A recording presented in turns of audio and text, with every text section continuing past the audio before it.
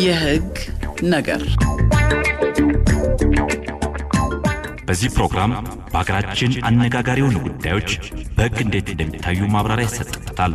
አድማጮችም በየዕለቱ በሚነሳው ርዕሰ ጉዳይ ላይ ያላቸውን የህግ ጥያቄዎች በቀጥታ የስልክ መስመር በመግባት ባለሙያውን የሚጠይቁበት ነው።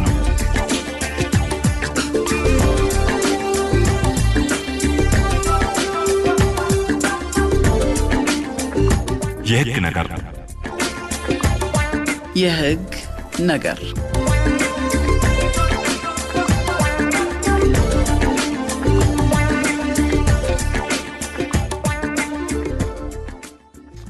ጤና ይስጥልን የተወደዳችሁ አድማጮቻችን፣ ሳምንታዊ የህግ ነገር የቀጥታዊ ፕሮግራማችንን እንሆ ጀምረናል። ጣቢያው የኢትዮጵያ ሬዲዮ ነው። በዛሬው ዝግጅታችን ስም ያለው የህግ ጥበቃና የሚቀየርበት ሁኔታ ላይ ትኩረት እናደርጋለን። ስም የማውጣት ስልጣን የማን ነው? ወላጆች ከሌሉ ወይም ደግሞ ወላጆች ካልታወቁ ስም የማውጣት ስልጣን ለማን የተሰጠው የሚለውን ነገር እናነሳለን። ከጉዲፈቻ ጋር በተያያዘ ህፃኑ ቀደም ሲል የነበረው ስም የነበረው ከሆነ ጉዲፈቻ አድራጊው መቀየር ይችላል ወይ? የአባት ስምስ በማን ነው ሆኖ የሚለውን ነገር እንዲሁ እንዳስሳለን። ከስም ጋር በተያያዘ የስም ለውጥን በተመለከተ በማንኛውም ጊዜ መቀየር ይቻላል ወይ የሚለውንም እንዲሁ አንድ ሰው እናቴ ተብላ እንድትመዘገብ የምፈልገው አሳዳጊን ወይም ደግሞ እንጀራ እናቴ ነው ቢል ይቻላል ወይ ይቀየርልኝ ብሎ ጥያቄ ቢያቀርብ ተቀባይነት አለው ወይ የሚለውን እናነሳለን። የአባትን የአያትን ስምስ መቀየር ይቻላል ወይ የሚለውንም እንዲሁ የት ነው ስም ይቀየርልኝ ጥያቄ ማቅረብ የሚቻለው የሚለውን ከዚህ ከስም ህግ ጥበቃ ጋር ተያይዘው ያሉ ነገሮችን እየዳሰስን ነው። እንግዲህ በዛሬው ውይይታችን ቆይታ የምናደርገው በዚህ ላይ ማብራሪያ የሚሰጡን እንግዳይም እዚህ ስቱዲዮአችን ተገኝተዋል። እንግዳይን በቅድሚያ በጣም አመሰግናለሁ። ምህረት ክፍለ ዮሐንስ ቴክኒኩን ተቆጣጣረዋለች። አዲሱ ገረመው ፕሮግራሙን ያስፈጽማል። አዴ ተገኔ ውይይቱን መራለሁ። እስከ ዝግጅታችን ፍጻሜ ከኛ ጋር እንድትቆዩ በአክብሮት ጋብዘናል።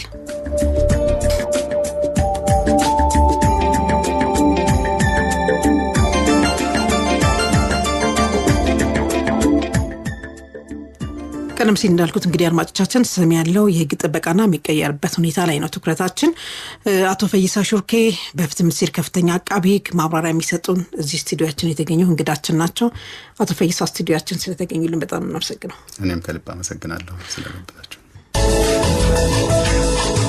ጥቅምት 15 1900 ከተቋቋሙት የሚኒስቴር መስሪያ ቤቶች አንዱ የሆነውና የፍርድ ሚኒስቴር በሚል መጠሪያ የተመሰረተው የአሁኑ የኢፌዴሪ ፍትህ ሚኒስቴር ቀደም ሲል የፌዴራል ጠቅላይ አቃቤ ህግ ተቋምን ለማቋቋም በወጣው አዋጅ ቁጥር 943/2008 እንዲሁም የፌዴራል መንግስት አስፈጻሚ አካላትን ስልጣንና ተግባር ለመወሰን በወጣው አዋጅ ቁጥር 1263/2014 መሰረት የመንግስት ህግና ፍትህ አገልግሎትና የጠቅላይ አቃቤ ህግ ዘርፎች በስሩ እንዲደራጁ ተደርጎ በርካታ ስልጣንና ተግባራት ተሰጥቶት እየሰራ ይገኛል። 5 ተጠሪ ተቋማትን ማለትም የፌዴራል ማረሚያ ቤት ኮሚሽን፣ የፌዴራል የፍትህና የህግ ኢንስቲትዩት፣ የፌዴራል ሰነዶች ማረጋገጫ ምዝገባ አገልግሎት፣ የፌዴራል ሲቪል ማህበረሰብ ድርጅቶች ባለስልጣንና የኢፌዴሪ ታክስ ይግባኝ ኮሚሽን በፍትህ ሚኒስቴር ስር እንዲደራጁ በማድረግ ለህብረተሰቡ ውጤታማና የተቀላጠፈ አገልግሎት በመስጠት የባለጉዳዮች ጊዜና ጉልበት መቆጠብ ተችሏል። ለተቋሙ ከተሰጡ ስልጣንና ተግባራት መካከል በህግ ጉዳዮች የፌዴራል መንግስት ዋና አማካሪና ተወካይ ሆኖ መስራት፣ የፌዴራል ህጎች ተፈጻሚነትን መከታተል፣ በወንጀልና ፍትሐ ብሔር ጉዳዮች ዓለም አቀፍ ግንኙነትና ትብብር ማድረግ፣ በተጨማሪም በተሻሻለው የቤተሰብ ህግ፣ በመገናኛ ብዙሃን፣ በንግድ ውድድርና ሸማቾች እንዲሁም በሌሎች አዋጆችና ህግ ጉዳዮች የተመለከተ ለሚኒስቴር መስሪያ ቤቱ ስልጣንና ተግባራት የተሰጡ የህግ ማዕቀፎች ናቸው። ፍትህ ሚኒስቴር ይህን የህግ ነገር የተሰኘውን ፕሮግራም በአጋርነት ሲያቀርብላችሁ ደስታ ይሰማዋል።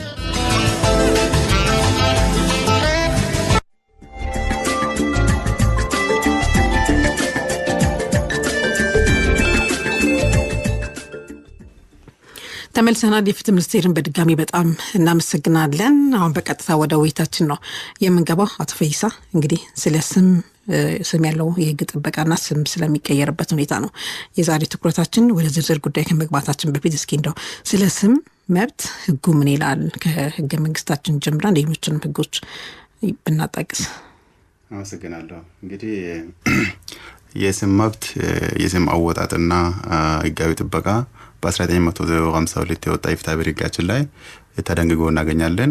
ከአንቀጽ 42 እስከ 46 ባሉ ድንጋጌዎች ላይ ተደንግጓል። ከዛም ባለፈ ስም በአጠቃላይ ስም ማንኛውም ግለሰብ ገና ሲወለድ በህግ የታወቀ ስም የማግኘትና በህግ ፊት ሰው ሆኖ የመታወቅ መብት አለው። ይህንን መብት ለማስከበር እንግዲህ በፍትሐ ብሔር ህግ ያለውን በህገ መንግስቱም በዓለም አቀፍ ህጎች ላይም ያሉትን መብቶችም ማየት ያስፈልጋል። እንግዲህ ከዓለም አቀፍ ህጎች ስንነሳ የህፃናት መብቶች ስምምነት ሲአርሲ የሚባለውን ኮንቬንሽን አንቀጽ 7 እንዲሁም የሲቪል እና የፖለቲካ መብቶች ቃል ኪዳን አይሲሲፒአር የሚባለው አንቀጽ 4(2) ላይ ማንኛውም ህፃን ከተወለደ በኋላ ያለምንም መዘግየት የመመዝገብና ስም የማግኘት መብት እንዳለው ያስቀምጣል። ህገ መንግስታችንም በአንቀጽ 36(1) ላይ ህፃን ወዲያውኑ እንደተወለደ ስም የማግኘት መብት እንዳለው በግልጽ ያስቀምጣል። ከዛም ባለፈ የወሳኝ ኩነት ምዝገባና የብሔራዊ መታወቂያ አዋጅ 7/162/2004 የወጣ አዋጅ ወላጆች ልጆቻቸውን የማስመዝገብና ስም የማውጣት ግዴታ እንዳለባቸው መብትም እና ግዴታም እንዳለባቸው አንቀጽ 27 ላይ በግልጽ ያስቀምጣል። ይህንንም ማድረግ የሚችሉ በ90 ቀናት ውስጥ ህፃኑ ተወልዶ በ90 ቀናት ውስጥ ለህፃኑ ስም የማውጣትና ህፃኑን የማስመዝገብ ግዴታ እንዳለባቸው ያስቀምጣል። በአንቀጽ 18 ላይ በተጨማሪ ተመሳሳይ 90 ቀናትን የጊዜ ገደብን ያስቀምጣል። እንዲሁም በተባለው ጊዜ በተቀመጠው ጊዜ 90 ቀናት ውስጥ ህፃንን ካላስመዘገበ ተጨማሪ የምዝገባ ክፍያዎችን በማክፈል ማስመዝገብ እንዳለበትና እንደ ቅጣት ማለት ነው። እንደ ቅጣት በአዋጁ አንቀጽ 61 ላይ በግልጽ ተቀምጧል። አላስመዘግብም ብሎ ማለት ወይም ደግሞ ህፃን ለማስመዝገብ ፍቃደኛ አለመሆን በወንጀልም እንደሚያስጠይቅ የወንጀል ህጋችን አንቀጽ 449 ላይ በግልጽ ተቀምጧል። ከዚህም ባለፈ በትምህርት ቤት ለምሳሌ ትምህርት ለማመዝገብ የልደት ምስክር ወረቀታውን ግዴታ ሆኖ መጥቷል። ስለዚህ አሁን የህፃኑን ይህንን መብት የሚገድብበታል። ትምህርት ቤት ሄዶ እንዳይመዘገብ መታወቂያ እንዳያገኝ እና የጉዞ ሰነዶችን የተለያዩ ፓስፖርት ምናምንም እንዳያወጣ ስለሚከለክል ግዴታ ነው እንግዲህ ህፃንን ስም ማውጣትና ህፃንን የማስመዝገብ የቤተሰብ ግዴታ እንደሆነ ነው። በአጠቃላይ ስም የአንድ ሰው መለያው ነው፣ ከሌላ ሰው የሚለይበት ስለሆነ ስም በህጉ በተቀመጠው ጊዜ ለህፃን ስም ማስጣትና ማስመዝገብ ግዴታ እንደሆነ ህጎቹ በጽድቅ ያሳያሉ። በጣም ጥሩ። ሌላው ስም የማውጣት ስልጣን በተመለከተ ቀደም ሲል እንግዲህ ወላጆች ማስመዝገብ እንዳለባቸው ሲነሳ ነበረ። ወላጆች ካልታወቁ ወላጆች ከሌሉ ኃላፊነቱ ለማን ነው የተሰጠው? የማውጣት ስልጣኑ የማን ነው የሚለውን ነገር ስም የማውጣት ስልጣን እንግዲህ የወላጆች ቀዳሚ መብትና ግዴታ እንደሆነ አንስተናል። ቅድም ያነሳሁት የፍትሐ ብሔር ህግ በ1952 የወጣ የፍትሐ ብሔር ህጋችን አንቀጽ 33 ላይ ስም የማውጣት ስልጣንን ለአባትና ለአባት ወገኖች ቅድሚያ ይሰጣል። አባት ስም ማውጣት እንዳለበት ወይም ደግሞ አባትም ካለ በአባት ወገን ያሉ የቅርብ ዘመዶች ስም የማውጣት ስልጣን እንዳላቸው ያስቀምጣል። ነገር ግን ይሄ ድንጋጌ እንግዲህ ከኢፌዴሪ ህገ መንግስት አንቀጽ 35(2) የጾታ እኩልነት በተለይ በጋብቻ ውስጥ ባልና ሚስት እኩል ናቸው ብሎ ህገ መንግስቱ በግልጽ ያስቀምጣል አንቀጽ 35(2) ላይ። ከዚህ አንፃር ሲታይ ያው ህገ መንግስቱን የሚጻረር ስለሆነ ይሄ ድንጋጌ ተፈጻሚነት የለውም በአሁኑ ጊዜ። ስለዚህ የማውጣት ስልጣን የሁለቱም የወላጆች እናትና የአባት የእኩልና የጋራ መብታቸው እንደሆነ ከህገ መንግስቱ ማየት ይቻላል። እንግዲህ ወላጆች በሌሉበት ወይም ደግሞ በማይታወቅበት ጊዜ ማን ስም ያወጣል የሚለውን ስናይ በአዋጅ ቁጥር 760 ቅድም ያነሳነው አዋጅ በወሳኝ ኩነት ምዝገባና ብሔራዊ መታወቂያ አዋጅ አንቀጽ 25 እና 27 ላይ ህፃኑን በሞግዚትነት የያዘ አካል ወይም ደግሞ አሳዳጊ ወይም ደግሞ ህፃኑ የሚገኝበት ተቋም ስም የማውጣት ስልጣን እና ኃላፊነት እንዳለበት ስም ማውጣት ብቻ ሳይሆን የማስመዝገብ ኃላፊነትም እንዳለበት አዋጁ በግልጽ ያስቀምጣል። ህፃኑ ተጥሎ የተገኘ እንደሆነም ህፃኑን ያገኘው ሰው ወይም ደግሞ ጉዳዩ የቀረበለት የፖሊስ አካል ለህፃኑን ወሳኝ ኩነት ምዝገባ በመውሰድ ስም እንዲወጣለት የማድረግና የማስመዝገብ ኃላፊነት እንዳለበት ህጉ ያስቀምጣል። ስም የማውጣት ስልጣን ያላቸው እነሱ ናቸው ማለት ነው። እነሱ ተጥሎ የተገኘ ሰው ያው ስም ማውጣት ይችላሉ። ነገር ግን ገደብም አለ። አሁን እዚህ የወሳኝ ኩነት ምዝገባ ሹሙ ስሙ ትክክል ካልሆነ ለምሳሌ ኢሞራል ከሆነ ህገወጥ ከሆነ ራሱ ጣልቃ ገብቶ በራሱ ስም የማውጣት ስልጣንም አዋጁ ይሰጣዋል። እነሱ እድል ይሰጣቸዋል እንግዲህ ስሙን እንዲያወጡለት። አሳዳጊ ድርጅቶች ከሆኑስ አሳዳጊ ድርጅቶች ካለ አንስተው ሰዎች ወደ ድርጅት ሊወስዱ ይችላሉ። ስም የማውጣትና የማስመዝገብ ኃላፊነት እነሱ ላይም ተጥሎባቸዋል። እንግዲህ በአንቀጽ 27 ቅድም ያነሳሁት ድንጋጌዎች ላይ ሌላ እንግዲህ በወሳኝ ኩነት ምዝገባ ቅድም እንዳነሳሁት ወላጆች ለህፃኑ ስም ሳይሰጡ ቢቀሩ ወይም ደግሞ የሰጠው ስም ከህግ አግባብ ውጪ ከሆነ ከመልካም ጠባይ ጋር የሚቃረን ሆኖ ሲገኝ የወሳኝ ኩነት ምዝገባ ሹሙ በራሱ ስም የማውጣት ስልጣን እንዳለው ህጉ በግልጽ አስቀምጧል። ስለዚህ ተቋምም ቢሆን መንገድ ላይ ተጥሎ የተገኘም ቢሆን ያገኘው ሰው አሳዳጊ ነኝ ብሎ ይዞ የቀረበ ሰው ስሙን ያወጣለታል፣ ያስመዘግባል። እንደዛ ግዴታ አለበት። ፖሊስም ከሆነ ፖሊስ ያው ለወሳኝ ኩነት ያቀርባል። የወሳኝ ኩነት ሹሙ በራሱ ስም ያወጣለታል፣ ይመዘግባል። በጣም ጥሩ። ሌላው ከጉዲፈቻ ጋር በተያያዘ እንግዲህ ህፃኑ ቀደም ሲል ስም ከነበረው ጉዲፈቻ አድራጊው ከወሰደው በኋላ ስሙን መቀየር ይችላል፣ መብት አለው ወይስ የነበረውን ስም ነው ይዞ መቀጠል የሚችለው?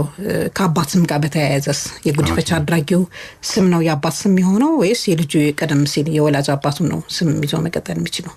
ኦኬ እንግዲህ በጉዲፈቻ ሂደት የህፃኑ ስም ያው ይቀየራል። የሚቀየረውም ግን የራሱ የሆነ ዓላማ አለው። እንግዲህ የህፃኑን የጥቅምና ደህንነት ለማስጠበቅ ነው የሚቀየረው።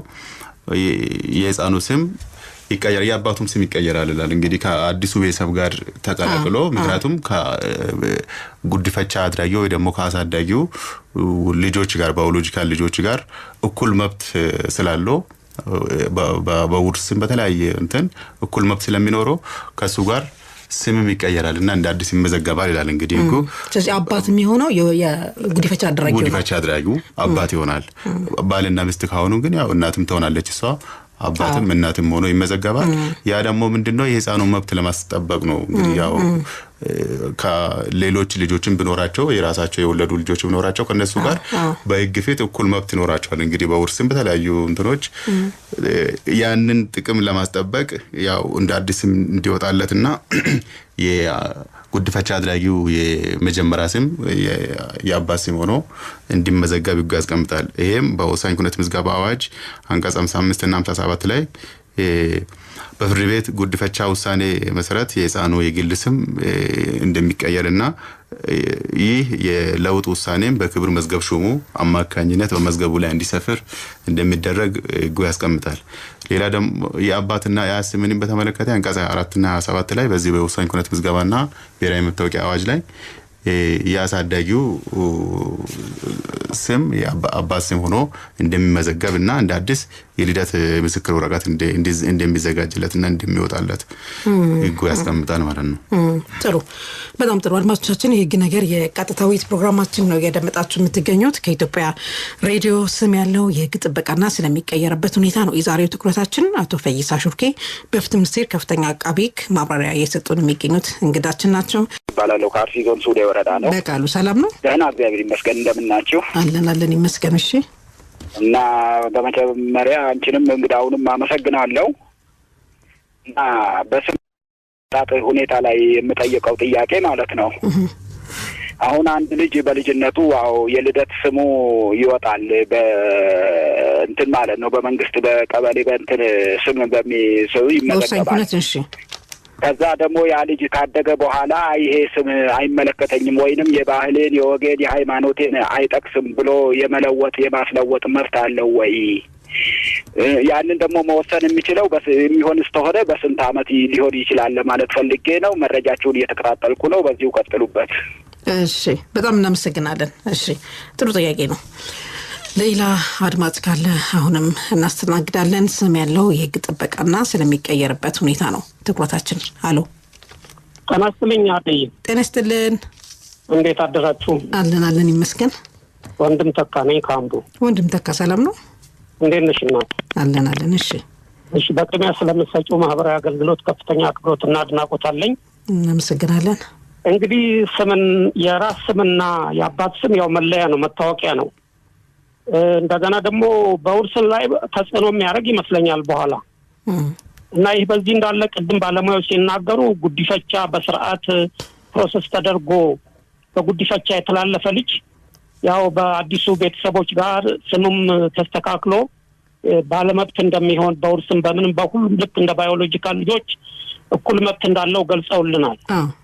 ነገር ግን በኢትዮጵያ ባህል ውስጥ እንደምታውቂው ጉዲፈቻ ስርዓት በስርዓቱ ሳይከናወን ቤተሰብ ጋር ተጠግተው የሚኖሩ አሉ እና በሚኖሩበት ጊዜ ልጆቹም ፈቃዳቸውም ላይጠየቅ ይችላል። ምን ሳይባል ከተጠጉበት ቤት አባታቸውን ስም ሊያረጉ ይችላሉ እና የጉዲፈቻ ፕሮሰስ ግን አላደረጉም እና በኋላ ልክ እንደ ጉዲፈቻ እንደተደረገ ልጅ በኋላ መጨረሻ ላይ የመውረስ መብት አላቸው ወይ?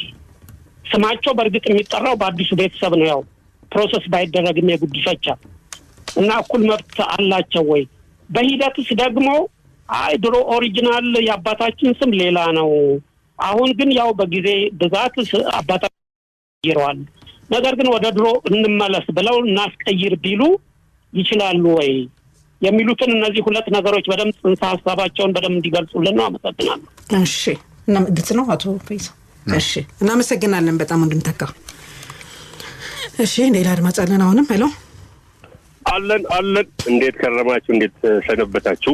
አለን ይመስገን። እንግዲህ ቶታ አስፈጻሚውንም ጣቢያችንም አንቺንም እንግዳችንም አመሰግናለሁ። ዛሬ እንግዲህ እንዳጋጣሚ ሆኖ አስር አለቃ አብነት ምትኩ በ65ኛው የስፔሻል ፎርስ በዓል ማግስት ስለተገናኘ ለመላው የቀድሞ ሰራዊቶቻችን አሁንም ላሉት እንኳን አደረሰን በገገኘ እንኳን አጣቆመልና ወደ ዛሬው ርዕስ እመጣለሁ። እንግዲህ ስም እኔ አንዳንዴ ይሄ እንግዲህ ዲጂታል ነው አይደል? አሁን ዲጂታል መታወቂያ እያወጣን አይደል ያለ ነው። ስለዚህ ዲጂታሉ ከመጣ በኋላ ያለው አሰራር እንዳለው ነው፣ ግን ክፍተቶች አሉ። ምክንያቱም እናወራው ስለ ኢትዮጵያ ነው፣ ስለ አዲስ አበባ ብቻ አይደለም። ገጠር አካባቢ ስም እስከ መቼ ነው? ትምህርት ቤት አካባቢ እዚህም የምናያቸው ነገሮች አሉ። ብርቄ ከሆነች ከገጠር ስትመጣ ብርቄ የሚለውን እዚህ ማህበረሰብ ካልተከበረ አበባ ልትል ትችላለች። እና እዚህ ላይ አሁን ብዙ ክፍተቶች ያለው ምንድነው? ስም እንዴት ነው የሚቀየረው? ማን ነው የሚቀየረው ብቻ ሳይሆን ጉዲፈቻ ላይ ለምሳሌ አብነት መንገድ ላይ ቢገኝ አጋጣሚ ወሰድኩት ዊንዶ ፐሬዶ የቆይታ ጊዜ የለውም ከበደ ብሎ ሲያስመዘግበው አባትና እናት ነኝ ተብሎ ደግሞ በአጋጣሚ ቢመጡ ያን ስም እንዴት ነው የምናስተካክለው? ውጭ ሀገርም የሚሄዱ የኛ ለጉዲፈቻ የሚሄዱ አሉ። እዛ ሄዶ ሎናልዶ ሊባል ይችላል። ኢትዮጵያ አዲስ አበባ ሲመጣ ደግሞ አብነት ሊሆን ይችላል። ያንንስ ውጭ ሀገር ስሙ ሲመዘገብ እዚህ መጥቶ ደግሞ ማፈላለግ ሲመጣ በፍርድ ቤት አካሄድ ነው የሚካሄደው፣ በወላጆች ነውና ይሄን የማስታረቅ ስራ በጣም ግንዛቤው ክፍተት ያለበት ስለሆነ ስም ማን ነው የሚቀየረው? እንዴት ነው የሚቀየረው? ጉዲፈቻ አሰራር እንዴት ነው? ምን ያህል ጊዜ ይቆያል? ያገኘሁትን ልጁ ወዲያው መሰየም አለብኝ ወይ በፍርድ ቤት አስመዘግቤ ልክ ምስክር ሲደረግ እስከዚህ ድረስ ካልመጣ ወራሾች እንደሚባለው እስከዚህ ድረስ አባት ነኝ ብሎ ያልመጣ ስሙ የጠና ይሆናል የሚል አሰራር አለ ወይ ለማለት ነው። አመሰግናለሁ። እሺ እናመሰግናለን አብነት። እሺ ሌላ አድማጭ አለን። ሄሎ ጤና ይስጥልን አዳይ። ጤና ይስጥልን። መምህር ዳንኤል ነኝ ከእንሳሮ ወረዳ። ላንቺም እንዲሁም ለሚሰጡት ፕሮግራምም ይሄ በተለይ መሰረታዊ እንደውም የማህበረሰብ ችግር ለሆነው ርዕሰ ጉዳይ ይዘሽ በመምጣትሽ እያመሰገንኩኝ ለእንግዳዬም ጭምር ማለት ነው ምስጋናዬ። ምንድነው እኔ ያው ትምህርት ቤት ላይ ብዙ ነገር ነው የምንታዘበውና ስማቸውን በተለያየ መንገድ ይቀያይራሉ። በተለይ አሁን ከተጨባጭ እንትን ላይ ተነስቼ ነው ይሄን አስተያየት የምሰጠውና እንግዳችንም እዚህ ላይ ሲሪየስ የሆነ አስተያየት ወይም አስተምሮ እንዲሰጡበት ነው። ብዙ ጊዜ ወደ ትምህርት ቤት ሲመጣ ቅድም አብነት ወንድሜም እንዳነሳው ከሰባተኛ ወደ ስምንተኛ ሲያልፉ በአንዳንድ ጊዜ ትምህርት ቤቶችም ትብብር አለበት ብዬ አስባለሁና መቀየር የምትችሉት ያኔ ነው የሚባል አባባልም አለና ይሄ ከፍተኛ ችግር አይፈጥርም ወይ? በተለይ የመረጃ አያያዝ ላይ ማለት ነው። የመረጃ አያያዝ ላይ ለምሳሌ እስከ 7 የተማረበት የሚጠራበት ሌላ ነው፣ ከ7 በኋላ ደግሞ ሌላ ነው። ከዚሁ ጋር ተያይዞ ፍርድ ቤት ላይ ደግሞ ህጋዊ መሆን መቻል አለበት የሚባል ነገር አለ። በተለይ ከስማነው ሃይ ስኩል ውስጥ ገብተው ስም ከቀየሩ በኋላ ያለ ፍርድ ቤት ፍቃድም አይቻልም የሚባል አባባል አለ። ፍርድ ቤት ሄደው ፋይል ተከፍቶ በዚያ አግባብ የሚካሄድበትም አግባብ አለ እና እዚህ ላይ አሁን ልጠይቅ የፈለኩት ምንድነው የመረጃ የያዝ ስርዓቱ ራሱ የተተረማመሰ ነው ወይም በወንጀል ጉዳይም ሊሆን ይችላል በፍትሐ ብሔርም ጉዳይ ሊሆን ይችላል ያግለሰቡ ለምስክርነት ለሆነ ነገር ሲጠራ ወይም ስራ ለመቀጠር ሲሄድ ወይም ስትሄድ እንዲህ አይነት ነገሮች የተተረማመሱ ነገሮች አሉ አንድ ሰው 3-4 መረጃ እየተገለባበጠ ይዞ የሚታይበት ሁኔታ አለ ሌላው ለወንጀልም ማጭበርበርም ጎጥ ስራ ለመስራትም በርም የሚከፍት ይመስለኛልና እኔ እንደዚህ እንደ ሀገር ምን አይነት ስራ እየተሰራ ነው የምንታዘበው ነገርም ስላለ ነው ወደ ትምህርት ቤትም ሲመጡ በሁለት ይዘው የሚመጡ አሉ የሁለት ሰው ስም ይዘው መረጃ ይዘው የሚመጡ ትምህርት ልጆች አሉ ወይም ወጣቶች አሉ የሚገርምሽ አዳይ የዚህ ችግሩ ጎልቶ የሚታየው ትምህርት ቤት ላይ ፍርድ ቤት አካባቢ እንደዚህ አንዳንድ አካባቢ በዚህ አጋጣሚ ደግሞ ቤተ ክህነትም አካባቢ እንዲህ አይነት ችግር አለ እነዚህ የቆሎ ተማሪዎች ከቦታ ወደ ቦታ ሲሄዱ ስም ይቀያየራሉ እና እነሱም ጋር እንዲሁ ሰፋ ያለ ክፍተት ነው ያለው አንዳንዱ በሃይማኖት እንትን የሚል ነገር አለ እንዲህ ያለ የመሳሰሉ ነገሮች አሉና ይሄ ነገር እንደው እንዴት ነው የምናስታርቀው ለማለት ነው አመሰግናለሁ እሺ በጣም እናመሰግናለን መምህር ዳንኤል ወደ ስም ለውጥ እንምጣ እንግዲህ የስም ለውጥን በተመለከተ በማንኛውም ጊዜ ስምን መቀየር ይቻላል ወይ ከተቻለ ስንቴ መቀየር ይቻላል የሚለው ነገር ህጉ ምንድነው የሚለው ስለዚህ የሚለውን እናንሳ እስኪ ኦኬ አመሰግናለሁ እንግዲህ ስም የግለሰቡ ቋሚ መታወቂያ እንደሆነ አድማጮችም ያነሱ ታውቃል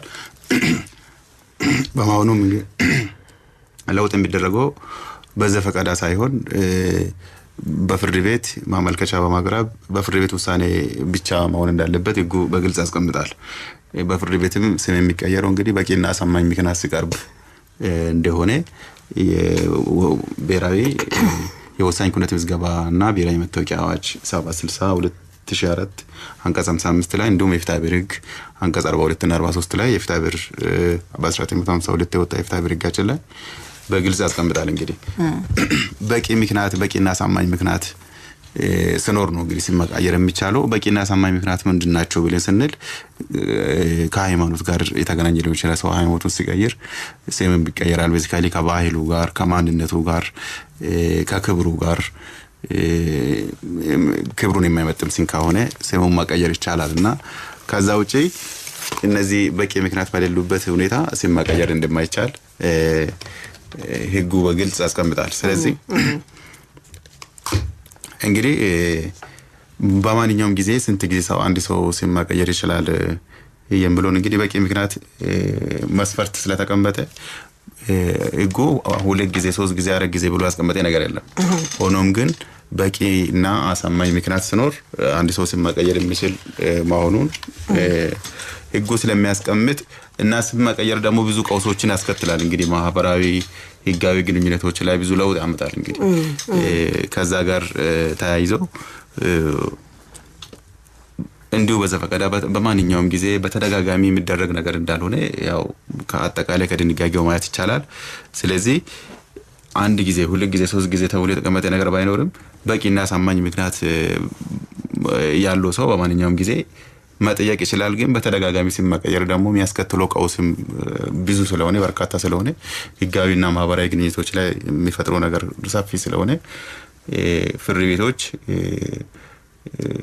አንድ ሰው 10 ጊዜ ስም መቀየር እንደማይችል አዋጁ በአጠቃላይ ከድንጋጌው መንፈስ መረዳት ይቻላል ማለት ነው ስለዚህ ፍርድ ቤት ጉዳዩ ከቀረበለት በኋላ ወዲያው ውሳኔ የሚሰጥበት ሳይሆን ውሳኔ ማለት ወዲያው ይቀየር ብሎ የሚሰጥበት ሳይሆን አይቶ ነው መጀመሪያ ምክንያቱ በደንብ ይታያል ወይዘይ በቂና አሳማኝ ምክንያት ማቅረብ አለበት እሱን አይቶ መርምሮ ውሳኔ ይሰጣል በህጋችን በቂና አሳማኝ ምክንያት ሲኖር ስም መቀየር እንደሚቻል ህጉ ያስቀምጣል ነገር ግን ስንት ጊዜ መቀየር እንዳለበት የተቀመጠ ነገር የለም ሆኖም ግን ስም መቀየር ብዙ ለውጦችን ያመጣል እንግዲህ በህግ ላይ በሰዎች ግንኙነት ላይ በወንጀልም ለምሳሌ በወንጀል የሚፈለግ ሰው ሊሆን ይችላል ከወንጀል ለማምለጥ ብሎ በወንጀል ላለመጠየቅ ብሎ ስሙን ለማቀየር ሊሄድ ይችላል።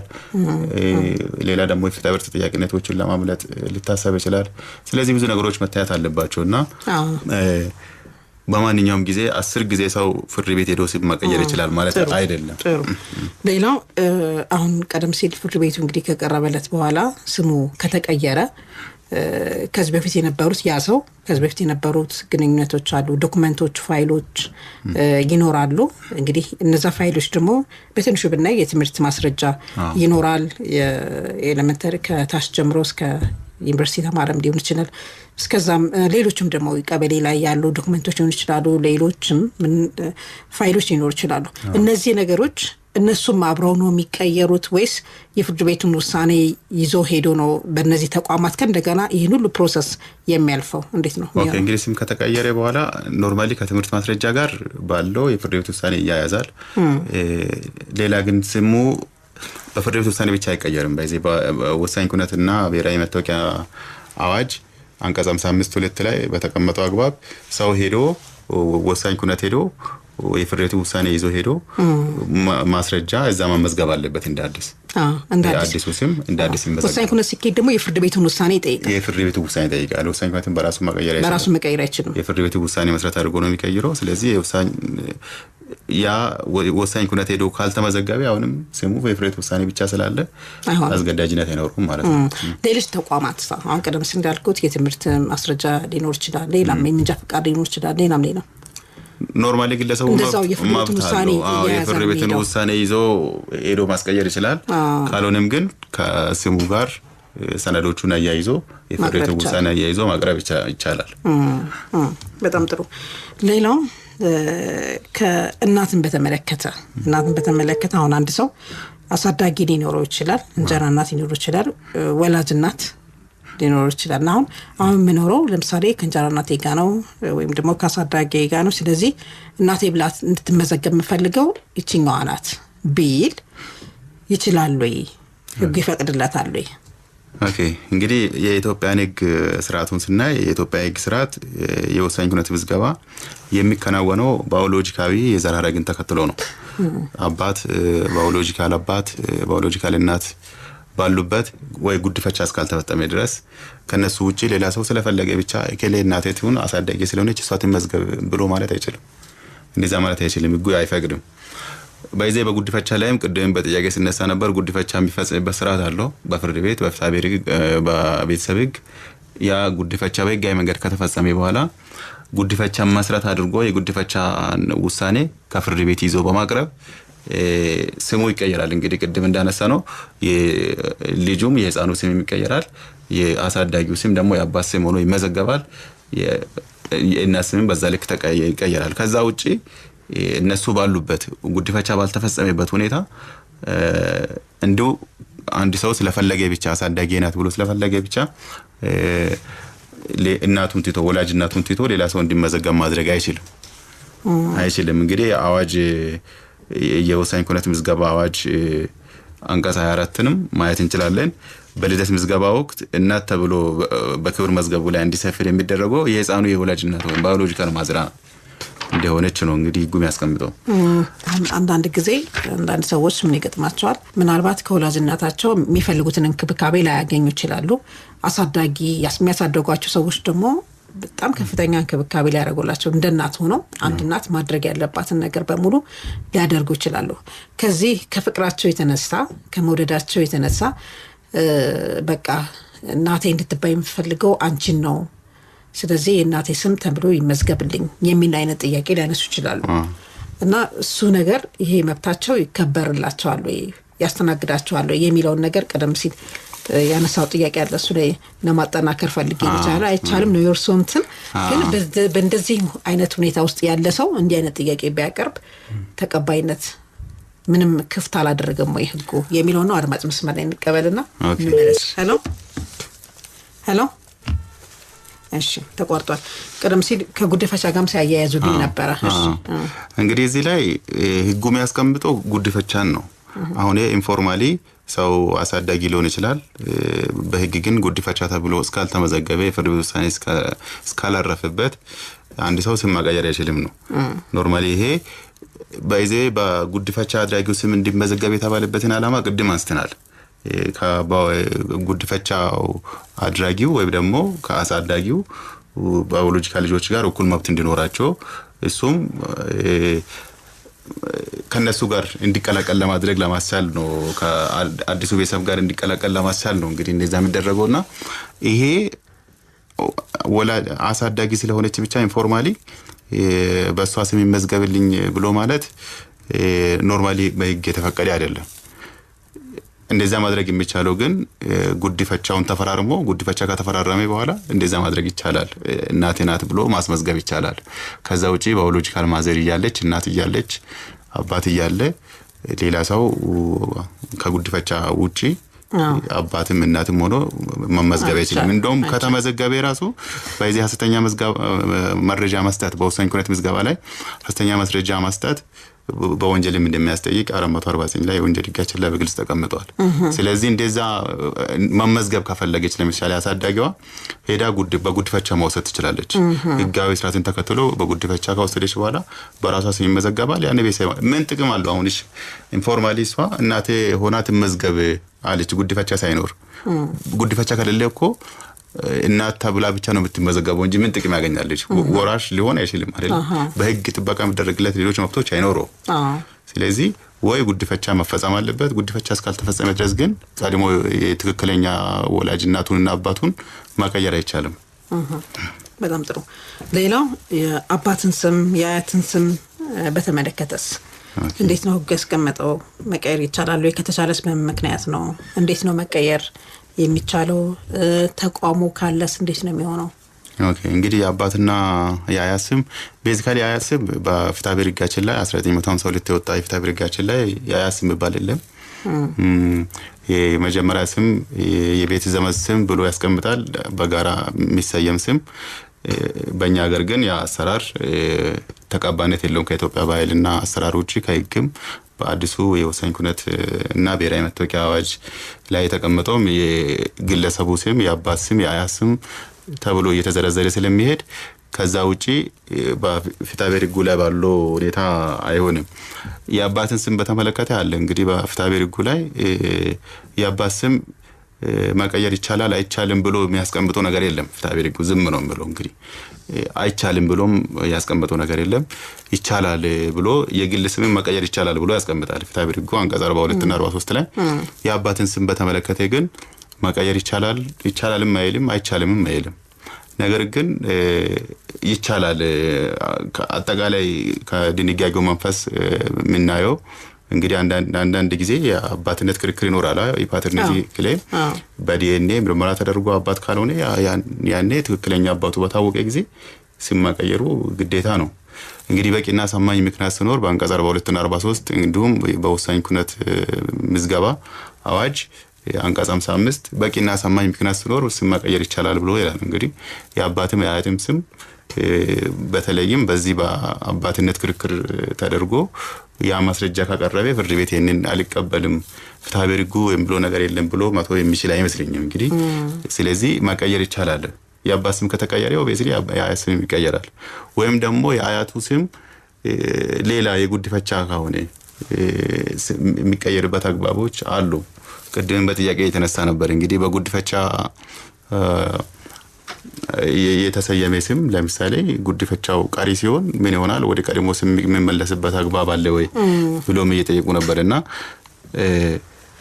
ስም ኖርማሊ ያው መቀየር ይቻላል። የአባትም የአያትም ስም በቂ ምክንያት ካለ በቂና አሳማኝ ምክንያት በተገኘ ጊዜ መቀየር ይቻላል። በቂና አሳማኝ ብሎ ለፍርድ ቤት ነው ስልጣኑ የተወው ለፍርድ ቤት ነው። ሌላው ይሄ አሁን ለምሳሌ አንድ ልጅ አሳዳጊ ሊኖረው ይችላል። በአሳዳጊው ስም ሊጠራ ይችላል። ለምሳሌ በጣም ህፃን ሆኖ አንድ ሰው አሳደገው፣ የሚያሳድገው ሰው ደግሞ የአባት ስም ብሎ ሊያስመዘግብ ይችላል። ከዛ ልጁ 18 ዓመት ከሞላ በኋላ ግን አይ እሱ ወላጅ አባት አይደለም ወላጅ አባቴ ተብሎ ያለው ሌላ ሰው ነው፣ ስለዚህ በዛኛው ስም ይቀየርልኝ ቢል አሁን ያሳማኝ ምክንያት ነው የሚባለው ሊቀየርለት ይችላል። ማስረጃ ነው የሚወስነው። እንግዲህ አሁን አባቴ አይደለም ብሎ ስላለ ብቻ ሳይሆን በትክክልም አባቱ አይደለም ወይ አባቱ ካልሆነ ለምሳሌ በዲኤንኤ ምርመራ ቅድም እንዳነሳ ተመርምሮ አባቱ አለመሆኑ ከተረጋገጠ ይቀየራል። ይሄ በቂ ማስረጃ ነው የሚሆነው። እንግዲህ በጣም ጥሩ። ሌላው የት ነው ስም ይቀየርልኝ ጥያቄስ የሚቀርበው? ማመልከቻው ላይ ምን ነገሮች ናቸው መካተት ያለባቸው የሚለው ነገር ነው እስኪ። ኦኬ እንግዲህ ስልጣንን በተመለከተ እንግዲህ የፌደራል ፍርድ ቤቶች ማቋቋሚያ አዋጅ 1234 2013 የወጣ አዋጅ አንቀጽ 5 ዲ ላይ የከተማ ነክ ፍርድ ቤት የመጀመሪያ ደረጃ ፍርድ ቤት እንደሆነ በክልሎች ላይም በየክልል ያሉ ሰዎችም ያው እየተከታተሉ ስለሆነ በወረዳ ፍርድ ቤት ነው እንግዲህ ማመልከቻ የሚቀርበው። ወረዳ ፍርድ ቤት አይቶ በቂና ሰማኝ ማስረጃ ምክንያት ሲኖር ስም መቀየር ይችላል። በአዲስ አበባና ድሬዳዋን በተመለከተ የከተማ ነክ ፍርድ ቤት የመጀመሪያ ደረጃ ፍርድ ቤት እንትኑን ያስተናግዳል። እንግዲህ አቤቱታውን ያስተናግድና ውሳኔ ይሰጣል። ስልጣን የተሰጠው ለዛ ፍርድ ቤት ነው ማለት ነው።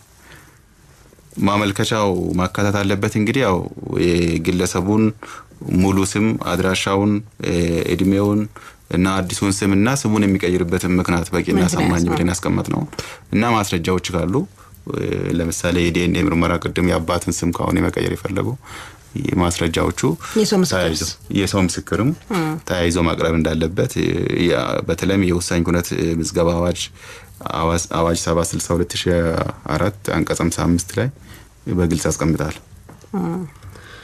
በጣም ጥሩ። ሌላው በስም አወጣጥና አጠቃቀም ላይ የተቀመጡ ክልከላዎች አሉ። ኦኬ እንግዲህ ስም የግለሰቡ መታወቂያ ብቻ ሳይሆን ማህበራዊ መስተጋብር የሚተገበርበት አንዱ መሳሪያ ነው።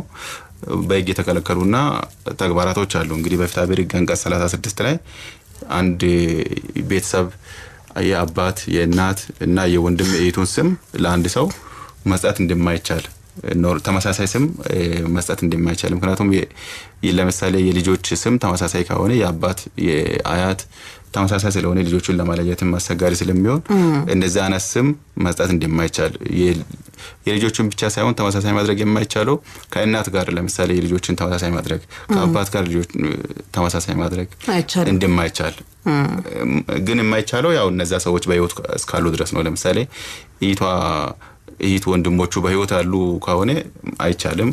ያለፉ የሞቱ ከሆነ ግን የነሱን ስም ለሌላ ሰው መስጠት ይቻላል። ስለዚህ እንዳያወዛግም ማለት ነው። የትኛው ነው ማንንም እንዳይባል። ምክንያቱም በስም ሰው መብቶቹን ይጠይቃል፣ ብዙ ጥቅሞችን ይጠይቃል፣ የህግ ተጠያቂነቶችም ይኖራሉ። ከትምህርት ጋር በተያያዘ ለምሳሌ ትምህርት ፈተና ጋር በተያያዘ ሰው ፊዚካሊ ማስረጃዎች አይኖሩም። ኖርማሊ ስሙ እስከ አያት ታይቶ ነው አንዳንድ አገልግሎቶችን የሚያገኙና ስለዚህ እነዛ አገልግሎቶች ላይ ማጭበርበሮቹ ሊኖሩ ስለሚችሉ ያው ህጉ እንደዚህ አይነት ክልከላዎችን ያስቀምጣል። ሌላ እንግዲህ በፍትሐ ብሔር ህግ አንቀጽ 44 የተቀመጠው ውል ማድረግ እንግዲህ ስሜን ከዛሬ ጀምሮ አልጠቀምም፣ በዚህ ስም አልጠቀምም ከአንድ ሰው ጋር ውል አድርጎ ይሄንን ስም ከዛሬ ጀምሮ አልጠቀምበትም ብሎ ሰው የሚያደርገው ውል ተቀባይነት የለውም። ምክንያቱም ስምም መቀየርም የሚቻለው በፍርድ ቤት ብቻ ነው ብለን አንስተናል። ፍርድ ቤት ነው ውሳኔ የሚሰጠው። ከዛ ውጪ ሰዎች በስምምነት ከሌሎቹ ጋር ተስማምቶ ይሄንን ስም ከዛሬ ጀምሮ ትቻለሁ አልጠቀምበትም ብሎ ከግለሰቦች ጋር ስምምነት ማድረግ አይችልም። እንደዛ ውሎችም ከተደረጉ በህግ ፊት ተቀባይነት እንደሌላቸው ህጉ ያስቀምጣል። ሌላ የፍትሐ ብሔር ህግ አንቀጽ 45 እና 46 ላይ እንግዲህ ማንኛውም ሰው በስሙ የመጠቀም መብት አለው። ነገር ግን በስሙ አላግባብ መጠቀም አይችልም። በስሙ አላግባብ መጠቀም ማለት የራሱ እሱን የማይመለከተውን ነገር በስም መመሳሰል ብቻ ለራሱ ያልተባለውን አገልግሎቶች መጠየቅ፣ ጥቅም ማግኘት የተከለከለ ነው። ስለዚህ በስም አላግባብ መገልገልም የተከለከለ ነው ማለት ነው። የወንጀል ህጋችን የወንጀል ተጠያቂነትን ያስከትላል። የወንጀል ህግ አንቀጽ 811 ላይ ማንኛውም ሰው ራሱን ለመደበቅ ወይም ደግሞ ሌላውን ሰው ለማታለል በማሰብ የሌላን ሰው ስም ወይም ደግሞ የሐሰት ስም የተጠቀመ እንደሆነ በገንዘብ ቅጣት እንደሚቀጣ የወንጀል ህጉ በግልጽ ያስቀምጣል። ስለዚህ ክልከላዎቹ አንደኛ የሰውን ስም ለማጥፋት ለምሳሌ ግለሰቡ የታወቀ ባለሙያ ከሆነ በስም መመሳሰል ብቻ ሄዶ ያንን ግለሰብ ስሙን ለማጥፋት የሚደረጉ የማጭበርበር ስራዎችን ክልከላ ያደርጋል። እንግዲህ እነዛ በፈጸሙ ጊዜ የፍትሐ ብሔርም የወንጀል ተጠያቂነት እንደሚያስከትሉ በስም ማጥፋትም በተጨማሪ ወንጀል ሊያስጠይቁ እንደሚችሉ ሕጉ ያስቀምጣል። በጣም ጥሩ አድማጮቻችን፣ የህግ ነገር የቀጥታዊት ፕሮግራማችን ነው ያደመጣችሁ የምትገኙት። ጣቢያው የኢትዮጵያ ሬዲዮ ነው። ስለ ስም እንግዲህ ስም ያለው የህግ ጥበቃና የሚቀየርበት ሁኔታ ላይ ትኩረት አድርገናል። ይህን ፕሮግራም ከፍትህ ሚኒስቴር ጋር በመተባበር ነው የምናቀርብላችሁ። የፍትህ ሚኒስቴርን በጣም እናመሰግናለን። መልእክቱን አድምጠን ተመልሰን ስንገናኝ ተጨማሪ አድማጮችንና አድማጮች ያቀረቧቸው ጥያቄዎች አሉ። ለነዛ ጥያቄዎች ደግሞ ምላሽ የሚሰጥበት ጊዜ ላይ እንሄዳለን ማለት ነው።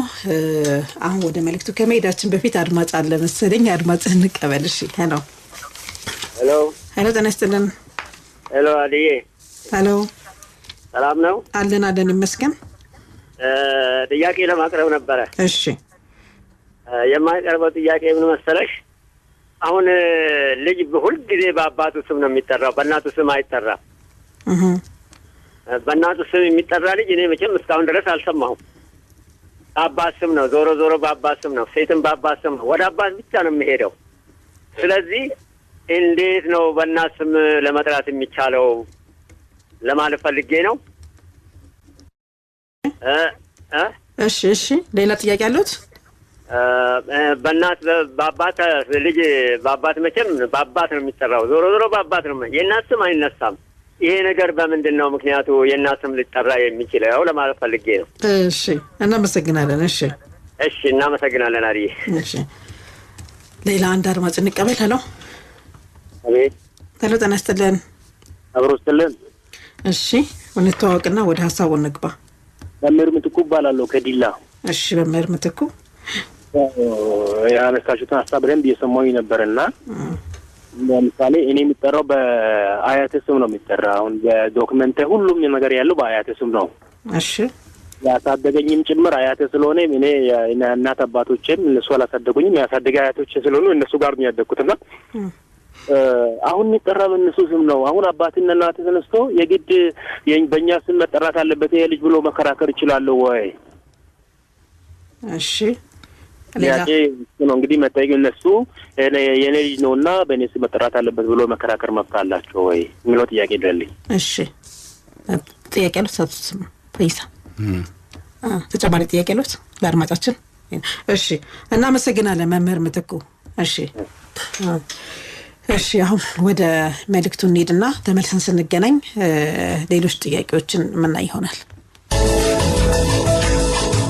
ጥቅምት 15 1900 ከተቋቋሙት የሚኒስቴር መስሪያ ቤቶች አንዱ የሆነውና የፍርድ ሚኒስቴር በሚል መጠሪያ የተመሰረተው የአሁኑ የኢፌዴሪ ፍትህ ሚኒስቴር ቀደም ሲል የፌዴራል ጠቅላይ አቃቤ ሕግ ተቋምን ለማቋቋም በወጣው አዋጅ ቁጥር 943/2008 እንዲሁም የፌዴራል መንግስት አስፈጻሚ አካላትን ስልጣንና ተግባር ለመወሰን በወጣው አዋጅ ቁጥር 1263/2014 መሰረት የመንግስት ህግና ፍትህ አገልግሎትና የጠቅላይ አቃቤ ሕግ ዘርፎች በስሩ እንዲደራጁ ተደርጎ በርካታ ስልጣንና ተግባራት ተሰጥቶት እየሰራ ይገኛል። 5 ተጠሪ ተቋማትን ማለትም የፌዴራል ማረሚያ ቤት ኮሚሽን፣ የፌዴራል የፍትህና የህግ ኢንስቲትዩት፣ የፌዴራል ሰነዶች ማረጋገጫ ምዝገባ አገልግሎት፣ የፌዴራል ሲቪል ማህበረሰብ ድርጅቶች ባለስልጣንና የኢፌዴሪ ታክስ ይግባኝ ኮሚሽን በፍትህ ሚኒስቴር ስር እንዲደራጁ በማድረግ ለህብረተሰቡ ውጤታማና የተቀላጠፈ አገልግሎት በመስጠት የባለጉዳዮች ጊዜና ጉልበት መቆጠብ ተችሏል። ለተቋሙ ከተሰጡ ስልጣንና ተግባራት መካከል በህግ ጉዳዮች የፌዴራል መንግስት ዋና አማካሪና ተወካይ ሆኖ መስራት፣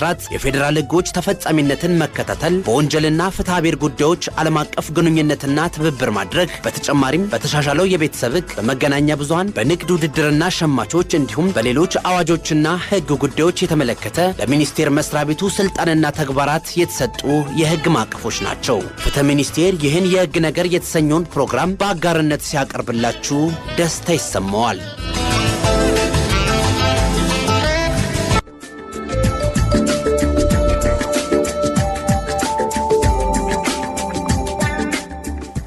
ተመልሰናል። የህግ ነገር የቀጥታዊ ፕሮግራማችን ነው እየተደመጠ የሚገኘው ከኢትዮጵያ ሬዲዮ።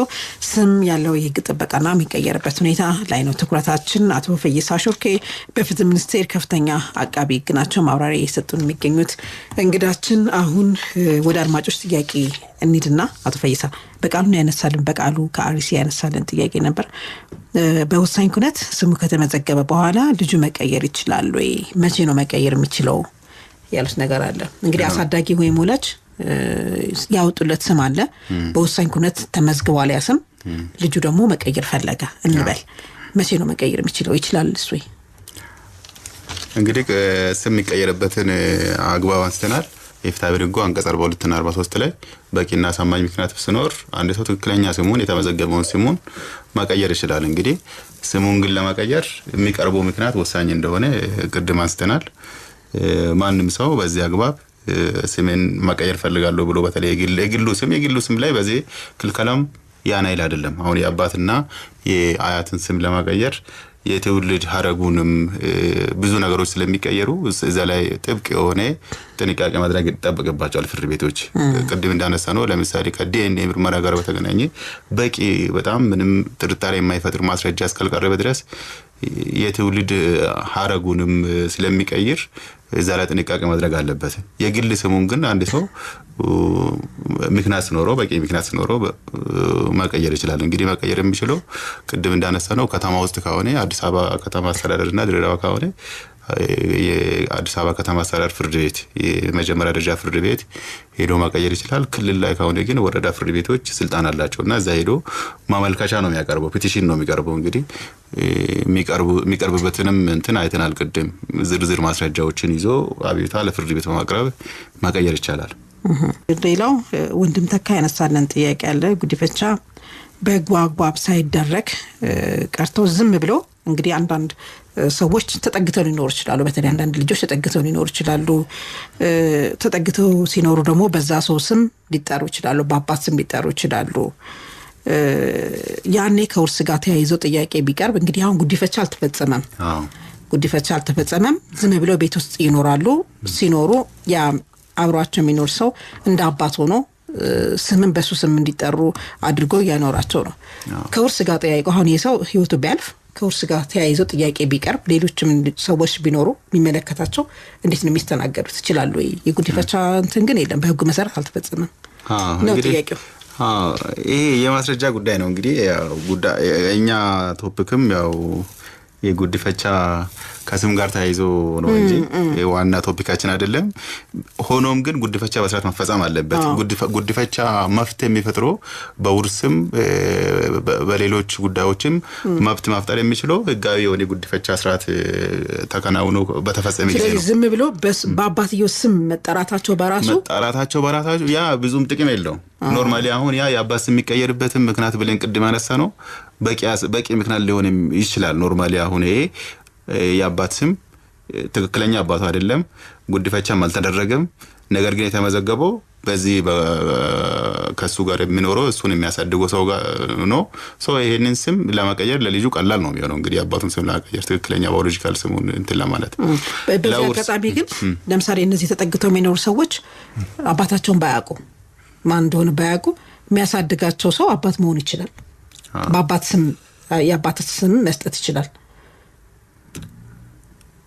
ያ ማን የነሱ አባት ሊሆን አሁን እሱ ምንድነው እነዚህ ሰዎች አባታቸው ወላጅ አባታቸውን አያውቁም እንግዲህ የሆነ ሰው በቃ እኔ ያሳድጋቸዋለሁ ብሎ ወሰዳቸው አባት ስም ሰማያውቁ ለምሳሌ ትምህርት ቤት መግባት ካለባቸው እኔ አባት ሆናቸዋለሁ ብሎ በሱ ስም ቢጠሩ ይቻላል ወይ እንደዛ ማድረግ ይችላል እኮ በፍላጎት ማድረግ ይችላል እሱ በህይወት እስካለ ድረስ ነገ ግን ይሄ ልጅ መብቱን መጠየቅ የሚችለው ለምሳሌ እሱ ሲያርፍ መብቱን መጠየቅ የሚችለው ወራሽ ሲሆን ክርክር ይኖራል ያኔ ጉዲፈቻ አልተፈጸመም ስለዚህ ይሄ መብት የለውም ብሎ ክርክር ይመጣልና እንደዛ የሚያደርጉ ሰዎች ጉዲፈቻ እንዲያደርጉ ነው እንደውም መልእክት ማስተላለፍ የሚፈልገው ምክንያቱም ከውርስ ጋር ተያይዞ ብዙ ጥያቄ ስለሚነሳ ነው ሌሎች ወራሾች እንግዲህ ከገንዘብ ጋር በተያያዘ ብዙ ክርክሮች አሉ አይደሉም እውነተኛ ጉዲፈቻ የለም እንደዚህ የሚሉ ይቀርባሉ እንሰማለን በጣም ከዛ በፊት ተስማምተው የሚኖሩ ሰዎች ምንም ጥያቄ ጭራሽ በዚህ ጉዳይ ላይ አንስተው ማያውቁ ሰዎች በቃ እንደ ልጅ ነው ይሄ ሰው ልጅ ነው ምናምን ተብለው የሚኖሩ ሰዎች ልክ አሳዳጊው ስለፈቀደ እኮ ነው አሳዳጊው ካረፈ ሌሎቹ ሰዎች ደግሞ ከጥቅም ጋር ተያይዘው አራኛ አናቆም ጭራሽ ዝም ብሎ ለሚኖረው የሚልም ጥያቄ ሊያነሱም ይችላሉ ስለዚህ እንደዚህ አይነት ውዝግቦች እንዳይነሱ በእንደዚህ አይነት ሁኔታ እንኳን አሳዳጊዎች ህጋዊ እንትን መፈጸም አለባቸው በጉዲፈቻ ነው መፈጸም አለበት ለህፃንን ጥበቃ ለማድረግ መብቱ የተሻለ ጥበቃ የሚደረግለት ጉዲፈቻ በተፈጸመ ጊዜ ነው ስለዚህ ያ ማወን አለማወቅም ስላለ ብዬ ነው እንደዚህ አይነት ነገሮች ላይ በጣም ክፍተት ይፈጸማል አሁን አድራጊዎቹ ምንድነው በቃ አይ ልጄ ነው በስሜ ነው ይሄው ተመዝግቦ ያለው የሚጠራው በኔ ስም ነው ስለዚህ ሌላ እንትን አያስፈልግም ብሎ የሚያስቡ ሰዎች አሉ ግን ይሄ በራሱ በቂ አይደለም ፍርድ ቤት በጉዲፈቻ ማስመዝገብ አለባቸው ካልሆነ ያ ፍርድ ቤት ብቻ ማለት ከዛም አልፎ እስከ ወሳኝ ኩነት ይሄዳል እዛም ስም ይቀየራል በዛ በጉዲፈቻ አድራጊ ስም እናት አባት ተቀይሮ በዛ ልክ ይመዘገባል ያ ደግሞ ለህፃኑ ተሻለ ጥበቃ ያደርግለታል እንግዲህ መብቱን መጠየቅ ይችላል እንደ ባዮሎጂካል ልጁ ስለዚህ አሳዳጊዎች በጣም ከፍተኛ ጥንቃቄ መውሰድ አለባቸው ዝም ብሎ በስም ማስጠራት ብቻ በቂ አይደለም በፍርድ ቤት ማጸደቅ አለባቸው የሚለው ነገር እሱ ለማንሳት ነው ሌላው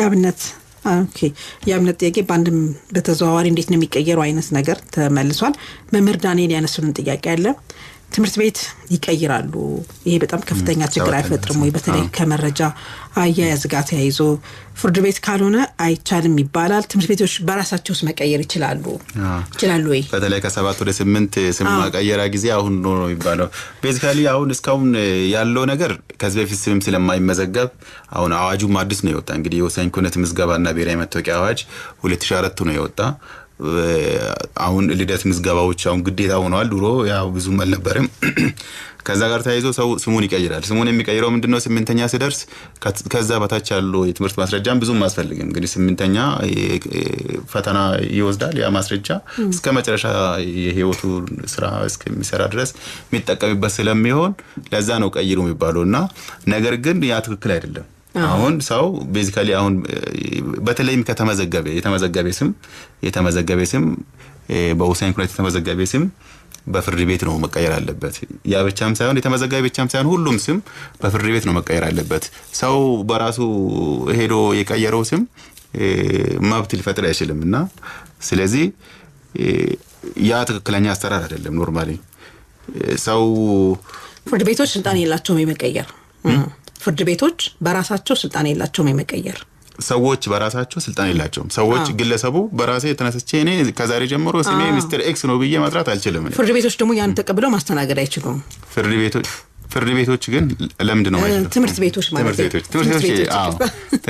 ያሽለው ፍርድ ቤቶች ጋር ማመልከቻ ማቅረብ አለበት እንደውም ትምህርት ቤቶች እንደዛ እሱር ነው ማጠየቅ አለባቸው ተማሪ ስሜን መቀየር ፈልጋለሁ ብሎ ካለ ሄዶ ፍርድ ቤት አስቀይሮ እንዲመጣ አድቫይስ ማድረግ አለባቸው የፍርድ ቤቱ ውሳኔ አይቶ በዛ አግባብ አስፈላጊ ማስተካከያ ማድረግ አለባቸው መምህር ዳንኤል አባባላቸው ትምህርት ቤቶች እንደዛ ስለሚያደርጉ ይመስለኛል ስለሚያደርጉ እንዴት ነው ይቻላል ወይ ትምህርት ቤቶች በራሳቸው ማድረግ በጭራሽ አይችሉም ስለዚህ ይሄ ትክክል አይደለም አሰራሩ ትክክል አይደለም መስተካከል አለበት ያስጠይቃቸዋል እነሱንም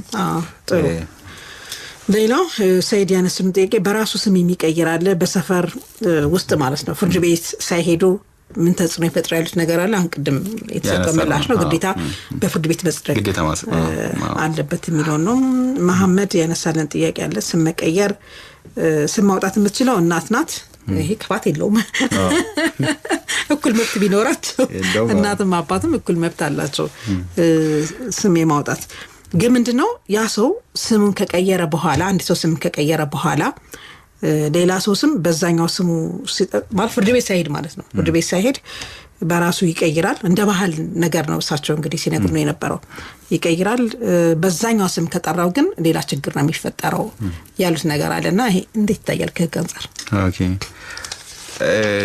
የእናትን በተመለከተ እንግዲህ ያው በስምምነት አሁንም የጋራ መብታቸው ነው አንዱ ግን ለአንዱ መቶ ይችላል እንግዲህ ባልና ሚስት አንዱ ነው የሚያወጣ ቤዚካሊ ያው የተስማሙበት ስም ማሆን አለበት ነው እንግዲህ ያው ምንድነው እሳቸው እንደምታወጣው ብዙ ጊዜ እንደምታወጣም ችግር የለውም አባቱ እስከተቃወመ ድረስ እሱ ችግር የለውም ስም በራስ ማቀየር እንደማይቻል እንግዲህ አንስተናል ማቀየር የሚቻለው በፍርድ ቤት ነው ፍርድ ቤት በቂ ማስረጃ አሳማኝ ማስረጃ ሲቀርብ በፍርድ ቤት የሚቀይር ነው እንጂ በራሱ ሰው ማቀየር አይችልም ስሜው በቀድሞ ስም እኔ ስሜን ቀይራለሁ ከዛሬ ጀምሮ በዛ ስም የጠራኝ ሰው እንደዚህ ያደርጋለሁ ብሎ እርምጃ የሚወስድ ሰው እንግዲህ ወንጀል እየሰራ ነው ያ ሰው በወንጀል መጠየቅ አለበት ሌላው ልጅ በአባቱ ስም ነው የሚጠራው። እንግዲህ በእናት ስምስ አይቻልም ወይ ያሉት ደግሞ አድማጭ አሉ። እንግዲህ የስምን አወጣጥን ስርዓትን በተመለከተ በሕግ የተቀመጠ ነገር አለ። የግለሰብ ስም፣ የአባት ስም፣ የአያት ስም እያለ ያስቀምጣል። የወሳኝ ኩነት እና ብሔራዊ መታወቂያ አዋጅም አዋጅ 762/2004 የወጣም የግለሰቡ ስም፣ የአባት ስም፣ የአያት ስም እያለ ነው የሚጠቅሰው። እንግዲህ ባለው የኢትዮጵያ ባህልም ባለው አሰራርም እናት በእናትም መጠራ ችግር የለውም። ኖርማሊ እናትም ወላጅ ናት፣ አባትም ወላጅ ነው። ግን ባህሉም ያለው የሕግ ስርዓቱም የስም ስርዓትም ኖርማሊ ያው በሕግ የተደነገገ ስለሆነ ሕጉ ያስቀመጠው ነገር ስለሆነ የግለሰቡ ስም፣ የአባት ስም፣ የአያት ስም ተብሎ የተቀመጠ ስለሆነ በዛ አግባብ እየተደረገ ነው። ኖርማሊ እንደ አባት የአባት ቦታ ሆና ኖርማሊ በእናት መጠራት ሁለቱም ያው እናትም እናት ናት፣ አባትም አባት ነው ያለው የሕግ ስርዓት ነው። እንግዲህ ያው የሚወስነው ስም በሕግ ስርዓት ተዘርግቷል። በዛ ስርዓት ማከናወን ስላለበት ነው የሚል ሐሳብ አለኝ። መምህር ምትኩ ያነሱልን ጥያቄ አለ። እኔ የምጠራው በአያቴ ነው፣ አባት እናቴ በእኛ ስም ይጠራ ቢሉ ይችላሉ ወይ? አያቴ ነው እያሳደገኝ ያለው፣ ስለዚህ በአያቴ ነው እየተጠራው ያለው ያሉት ነገር አለ። እንግዲህ ባለው በባህል እንደዚህ ይደረጋል። ቤዚካሊ የወሳኝ ኩነት ምዝገባ አዋጅንም ስናይ አዋጁ ባዮሎጂካል አባትና እናት ናቸው መመዝገብ አለባቸው። አባት ተብሎ መመዝገብ አለበት ባዮሎጂካሊ የሆነው አባቱ ነው። እናትም ተብላ የምትመዘገበው ባዮሎጂካሊ ወላጅ እናቷ ናት መሆን አለበት ብሎ ነው የሚያስቀምጠው። ይሄ ደግሞ የሚቀየረው በልዩ ሁኔታ ጉዲፈቻ ሲፈጸም ነው። ጉዲፈቻ በተፈጸመ ጊዜ ለልጁ የተሻለ ጥበቃ ለማድረግ ጉዲፈቻ አድራጊዎቹ ይመዘገባሉ። ከዛ ውጪ በወላጅ በሌላ ሰው አባቱ ያልሆነ ሰው ወይ ደግሞ እናቱ ባልሆነችው ሰው አንድ ሰው መመዝገብ አይችልም። ኖርማሊ ባለው ሕግ እነዛ ጥያቄ ማቅረብ ይችላሉ፣ ኦብቪየስሊ ማቅረብ ይችላሉ። ምክንያቱም ልጃቸው ነው፣ በራሳቸው ስም መጠራት አለበት፣ ጥያቄ ሊያነሱ ይችላሉ። ነገር ግን በራሳቸው ማንሳት ሳይሆን ፍርድ ቤት ሄዶ በማመልከቻ ማጥያቄ ይችላሉ። ማስረጃው በቂ ነው። ኖርማሊ አሁን በሌላ ሰው እየተጠራ ነው፣ ባዮሎጂካሊ አስፈላጊ ከሆነ ምርመራ ይደረጋል። እሱም እንደዛ ክርክር አያነሳም። ስሙ ኖርማሊ እነሱ ማጥያቄ ይችላሉ። እነዚህ ደግሞ አያቶቹ ደግሞ ከፈለጉ በአዶፕሽን ጉዲፈቻ በማፈጸም ስማቸው እንዲጸናላቸው ማድረግ ይችላሉ። ኖርማሊ ትልቅም ስለሆነ ከ18 ዓመት በላይ ጉዲፈቻ ማድረግም አይቻልም። ከ18 ዓመት በታች የሆነ ሕፃን ነው ጉዲፈቻ ማድረግ የሚቻለውና ከዛ ጋርም አሁን ጉዲፈቻ ማፈጸም የሚቻል አይመስለኝም። እንግዲህ አቶ ጥላሁን እሺ አድማጮቻችን፣ እንግዲህ የዛሬው የሕግ ነገር የቀጥታዊ ፕሮግራማችን ስም ያለው የሕግ ጥበቃና ስለሚቀየርበት ሁኔታ ነው ስንነጋገር የነበረው። በርካታ ጉዳዮችን አንስተናል። እንግዲህ ስም የማውጣት ስልጣን የማን ነው? ወላጆች ከሌሉ ካልታወቁ ኃላፊነቱ ለማን ተሰጠ? ከጉዲፈቻ ጋር በተያያዘ ቀደም ሲል የነበረው ስምስ መቀየር ይቻላል ወይ? ጉዲፈቻ አድራጊው የሚለውን ነገር ስናነሳ ነበረ። ጉዲፈቻ አድራጊ መቀየር ይችላል፣ የአባት ስምም የእናትም መቀየር ይችላል የሚለውን ነገር ስናነሳ ነበረ። የስም ለውጥን በተመለከተም ፍርድ ቤቶች ምን ላይ ነው ትኩረት የሚያደርጉት? በቂና አሳማኝ ምክንያት መኖር አለበት የሚለውን ነገር ስናነሳ ነበረ። የት ነው ይቅረብልኝ ስም ይቀየርልኝ ጥያቄ ማቅረብ የሚቻለው የሚለውን ስናነሳ ነበረ።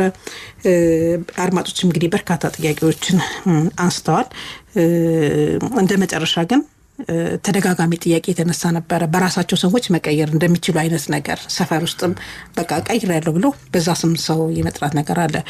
ነገር ግን ሕጉ ያስቀመጠው ነገር አለ። ፍርድ ቤት ይህ ስልጣን የሰጠው ለፍርድ ቤት ነው። ስለዚህ መቀየር ሲኖር በቂና አሳማኝ ምክንያት ያንን ይዞ ፍርድ ቤት መሄድ ያስፈልጋል። ፍርድ ቤቶች ናቸው መቀየር የሚችሉት። ከዛ በኋላ ሌሎች ዶክመንቶችም ካሉ ያ የፍርድ ቤት ውሳኔ ተይዞ ወሳኝ ኩነትም ሌሎች ቦታዎችም የፍርድ ቤቱ ውሳኔ አብሮ መቅረብ አለበት የሚለውን ነገር ለማንሳት እንወዳለን። አቶ ፈይሳ ሹርኬ ናቸው ማብራሪያ ሲሰጡን የነበሩት እንግዳችን። በፍትህ ሚኒስቴር ከፍተኛ አቃቤ ሕግ ስለሰጡን ማብራሪያ እጅግ በጣም እናመሰግናለን። እኔም ከልብ አመሰግናለሁ።